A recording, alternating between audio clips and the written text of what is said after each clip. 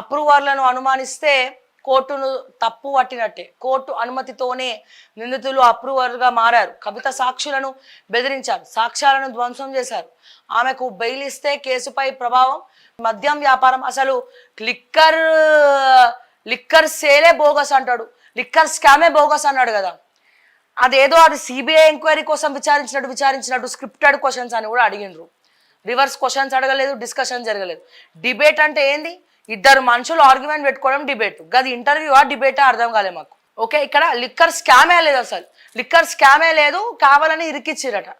దేశంలో ఇంతమంది ముఖ్యమంత్రులు ఉంటే, ఇంతమంది ముఖ్యమంత్రి పిల్లలు ఉంటే స్పెషల్గా ఏరి కోరి మీరు చాలా గ్రేటెస్ట్ పర్సన్ అని మీ కూతుర్ని ఎన్నుకొని, మీ కూతురు అరే కవితనైతేనే బలిపౌష్యం చేస్తేనే బాగుంటుందని చెప్పి పిలిచి మరి రామ్మ శిలకమ్మ అని పాట పాడి ఇక పంజరంలో శిలకని ఇరికిచ్చినట్టు, చిలక ఏ తోడు లేక అన్నట్టు ఇరికిచ్చి మరి లిక్కర్ స్కామ్ పెట్టిరా.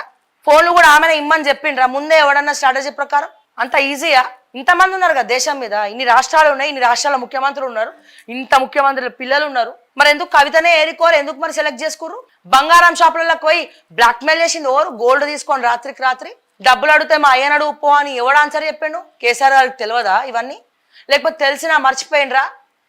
గోల్డ్ షాప్కి పోయి కవిత ఎంతమందిని బెదిరించి గోల్డ్ షాప్ బిజినెస్ వాళ్ళని అడిగితే చెప్తారు. మా పంజాగుట్ట కాడ జ్యువెలరీ షాప్స్ ఉంటాయి కదా, నచ్చింది అది ఇవ్వండి, ఆ కార్లో పెట్టండి అని అడిగి పైసలు అడిగితే మా అయ్యను అడుగు పో, నన్నేం అడుగుతున్నావు, ఏం తమాషానా అని బెదిరించిందట.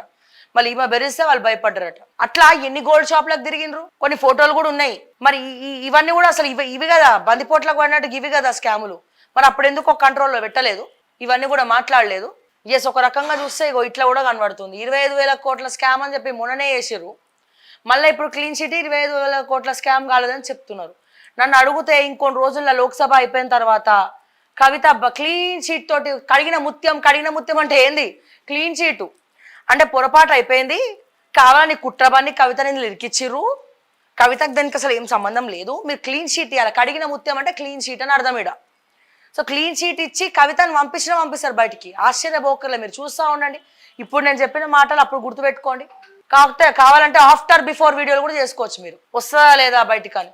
అప్రూవర్లను అనుమానిస్తే కోర్టును తప్పు పట్టినట్టే. కోర్టు అనుమతితోనే నిందితులు అప్రూవర్గా మారారు. కవిత సాక్షులను బెదిరించారు, సాక్ష్యాలను ధ్వంసం చేశారు. ఆమెకు బెయిల్ ఇస్తే కేసుపై ప్రభావం. మద్యం వ్యాపారం, అసలు లిక్కర్ సేలే బోగస్ అంటాడు, లిక్కర్ స్కామే బోగస్ అన్నాడు కదా. అదేదో అది సిబిఐ ఎంక్వైరీ కోసం విచారించినట్టు స్క్రిప్టెడ్ క్వశ్చన్స్ అని కూడా అడిగినరు. రివర్స్ క్వశ్చన్స్ అడగలేదు, డిస్కషన్ జరగలేదు. డిబేట్ అంటే ఏంది? ఇద్దరు మనుషులు ఆర్గ్యుమెంట్ పెట్టుకోవడం డిబేట్. గది ఇంటర్వ్యూ డిబేటా అర్థం కాలే మాకు. ఓకే, ఇక్కడ లిక్కర్ స్కామే లేదు, అసలు లిక్కర్ స్కామే లేదు, కావాలని ఇరికిచ్చిరట.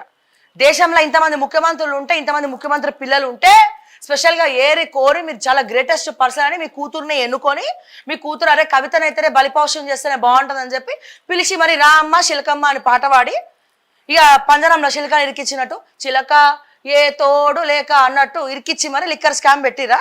ఫోన్లు కూడా ఆమెనే ఇమ్మని చెప్పిండ్రా ముందే ఎవడన్నా స్ట్రాటజీ ప్రకారం? అంత ఈజీయా? ఇంతమంది ఉన్నారు కదా దేశం మీద, ఇన్ని రాష్ట్రాలు ఉన్నాయి, ఇన్ని రాష్ట్రాల ముఖ్యమంత్రులు ఉన్నారు, ఇంత ముఖ్యమంత్రుల పిల్లలు ఉన్నారు. మరి ఎందుకు కవితనే ఏరికోరు? ఎందుకు మరి సెలెక్ట్ చేసుకుర్రు? బంగారం షాపులకు పోయి బ్లాక్మెయిల్ చేసింది ఎవరు? గోల్డ్ తీసుకొని రాత్రికి రాత్రి డబ్బులు అడిగితే మా అయ్యను అడుగు పో అని ఎవడు ఆన్సర్ చెప్పిండు? కేసీఆర్ గారికి తెలియదా ఇవన్నీ? లేకపోతే తెలిసినా మర్చిపోయినరా?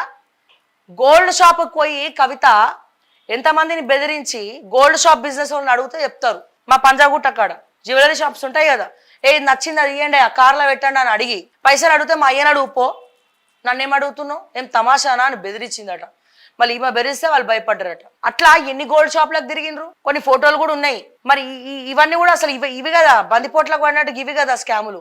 మరి అప్పుడు ఎందుకు ఒక కంట్రోల్లో పెట్టలేదు? ఇవన్నీ కూడా మాట్లాడలేదు. ఎస్, ఒక రకంగా చూస్తే ఇగో ఇట్లా కూడా కనబడుతుంది. 25,000 కోట్ల స్కామ్ అని చెప్పి మొన్ననే వేసారు. మళ్ళీ ఇప్పుడు క్లీన్ చిట్ 25,000 కోట్ల స్కామ్ కాలేదని చెప్తున్నారు. నన్ను అడిగితే ఇంకొన్ని రోజుల్లో లోక్సభ అయిపోయిన తర్వాత కవిత క్లీన్ చీట్ తోటి కడిగిన ముత్యం అంటే ఏంది? క్లీన్ చీటు అంటే పొరపాటు అయిపోయింది, కావాలని కుట్రబాన్ని కవితని ఇరికిచ్చిర్రు, కవితకు దానికి అసలు ఏం సంబంధం లేదు, మీరు క్లీన్ షీట్ ఇవ్వాలి. కడిగిన ముత్యం అంటే క్లీన్ షీట్ అని అర్థం. ఇడ సో క్లీన్ షీట్ ఇచ్చి కవితను పంపిస్తారు బయటికి. ఆశ్చర్యపోకర్లే, మీరు చూస్తూ ఉండండి. ఇప్పుడు నేను చెప్పిన మాటలు అప్పుడు గుర్తుపెట్టుకోండి. కాకపోతే కావాలంటే ఆఫ్టర్ బిఫోర్ వీడియోలు కూడా చేసుకోవచ్చు. మీరు వస్తుందా లేదా బయటికి అని.